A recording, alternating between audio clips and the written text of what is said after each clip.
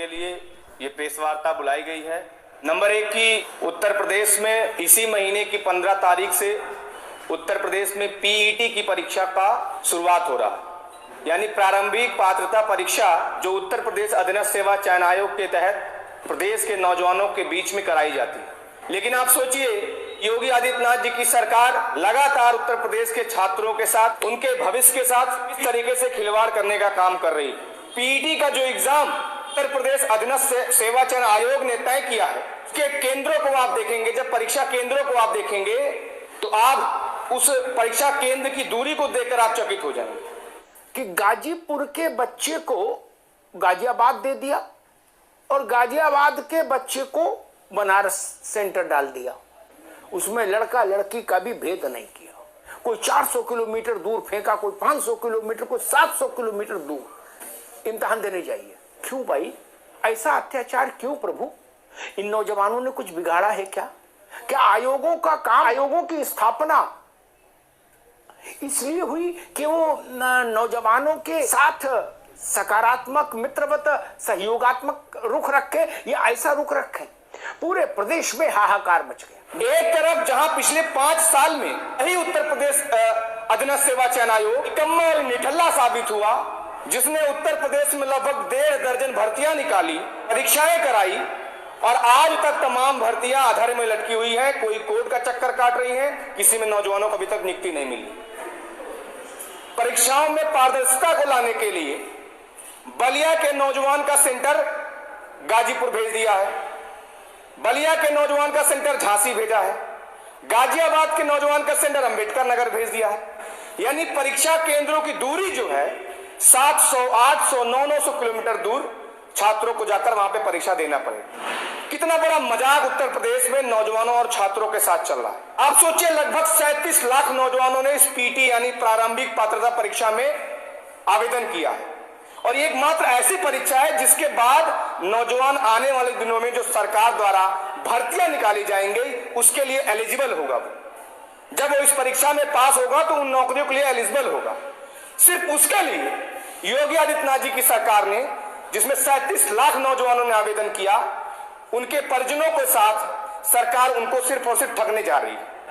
आप सोचिए, जो नौजवान जिसका सेंटर जो बलिया का रहने वाला है, उसका सेंटर जब गाजियाबाद जा गया है तो जाहिर सी बात है परीक्षा देने के लिए एक दिन पहले उसको जाना पड़ेगा और आने जाने का जो उसका खर्चा होगा, जो वहां पे रुकने का खर्चा होगा, और क्या गारंटी है कि जब अपने सेंटर पे पहुंचेगा तो उसको पता चलता है कि पेपर ही हो सकता है कैंसिल हो जाए। क्या गारंटी है कि जो अभी तक जैसे लगभग 1.5 दर्जन भर्तियां, 1.5 दर्जन परीक्षाएं जो अभी तक रद्द हो गई, अभी तक नकल माफियाओं के भेड़ चढ़ गई, क्या गारंटी है आने वाले दिनों में ये सब नहीं होगा? तो अभी 2 भर्तियां उत्तर प्रदेश में जो सबसे ज्यादा चर्चा का विषय रही, नंबर 1 लेखपाल भर्ती, लगभग 9000 जिसमें सीटें थी और जिसमें आयोग को जानकारी दी जाती है कि 15,000 लेखपाल भर्ती में 15,000 नौजवान संदिग्ध थे।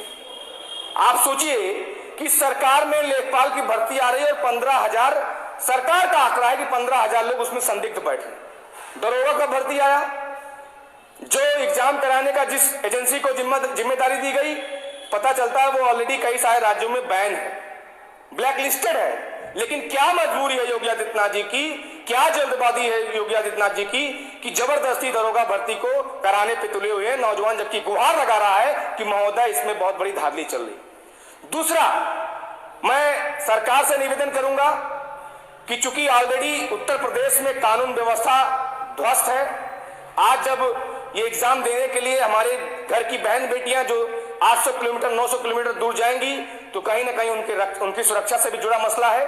इसलिए इस पे सरकार पुनर्विचार करे और जो सेंटर लगभग 700-800 किलोमीटर दूर नौजवानों को भेजा जा रहा है उसको कम करने का प्रयास करे।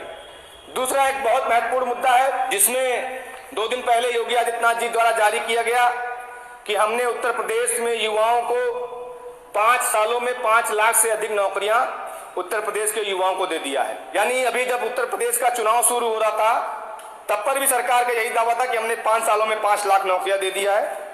अब उसकी सच्चाई हम लोगों ने बारी बारी से बताया कि चाहे वह शिक्षक भर्ती का मसला हो, चाहे दरोगा भर्ती का मसला हो, चाहे यूपी SSSC के तहत आने वाली भर्तियों का मसला हो, आज सारी की सारी भर्तियां अधर में लटकी हुई हैं, नौजवान कोर्ट कचहरी का सिर्फ धक्का खा रहा है।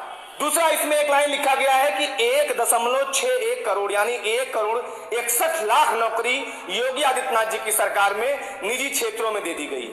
निजी क्षेत्र का मतलब क्या है? निजी क्षेत्र का मतलब यह है कि वो नौजवान जिसने 5 साल, 6 साल, 7 साल इलाहाबाद, मेरठ, दिल्ली में जाकर तैयारी की अपनी सरकारी नौकरी के लिए, और उसको नौकरी जब नहीं लगती है, वो नौजवान जो बीटेक करके, एमबीबीएस करके, लाखों रुपए डुबो के जब सरकार के पास नौकरी लेने आता है, नौकरी उसको नहीं मिलती है, उस नौजवान को सरकार, जब वो नौजवान मजबूरी में आकर एक ई रिक्शा खरीदता है और ई रिक्शा चलाकर अपना भरण पोषण करने का काम कर रहा है सड़कों से, तो योगी आदित्यनाथ जी कह रहे हैं कि ये नौकरी दरअसल इसका श्रेय मुझे जाता है। यानी जो ई रिक्शा चला रहा है अपने परिवार का पेट पालने के लिए, उसकी भी नौकरी का श्रेय योगी आदित्यनाथ जी ले रहे हैं। यानी जिसने 2 जानवर खरीद लिया, 2 भैंस अपने यहाँ खरीद लिया और 2 लोगों को सुबह शाम उसके रखवाले के लिए लगा दिया, तो वो भी रोजगार योगी आदित्यनाथ जी के खाते में जाता है। ये निजी सेक्टर में बता रहे हैं कि 1,61,00,000 नौकरियां हमने उत्तर प्रदेश के नौजवानों को दे दी।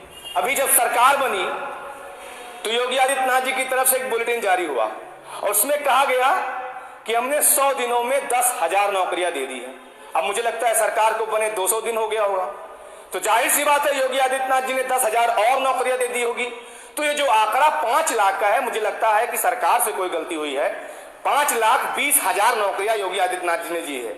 लेकिन आज दुर्भाग्य है कि हमारा नौजवान जो सड़कों पर धक्के खा रहा है, जब वो मुख्यमंत्री जी से मांग करता है कि हमारी जो भर्तियां हुई, हमारी जो परीक्षाएं हैं, उसको क्लियर कराने का काम करिए, तो उसके ऊपर योगी आदित्यनाथ जी की सरकार। मैं सरकार से निवेदन करूंगा कि इनके दम पे आपने उत्तर प्रदेश में दोबारा सरकार बनाई है, इन्हीं के कंधे पर बैठ के आप दोबारा सत्ता के शिखर पे पहुंचे हुए हैं। इनके साथ इस तरीके से छलावा करने का काम बंद करिए। उत्तर प्रदेश जो आज एक तरीके से सॉल्वर गैंग का प्रदेश बन चुका है, जहां पर योगी आदित्यनाथ जी की सरपरस्ती में अब उत्तराखंड में भी यहां से सॉल्वर भेजे जाते हैं। हम इतने आगे हो गए हैं कि उत्तराखंड भी हमारे उत्तर प्रदेश के नौजवान सॉल्वर वो उत्तराखंड जा रहे हैं पेपर सॉल्व करने के लिए। तो इस तरीके से जो आज नौजवानों के साथ छलावा हो रहा है, सरकार से अपील करता हूं कि नौजवानों के साथ इस तरीके से बर्ताव करना बंद करिए। वो 100 रुपए, 200 रुपए, 400 रुपए की कमाई के लिए तरस रहा है, उसको आप 700 किलोमीटर, 800 किलोमीटर सेंटर पे भेज रहे हो। आपकी दरअसल ये साजिश है कि नौजवान परीक्षा केंद्र पे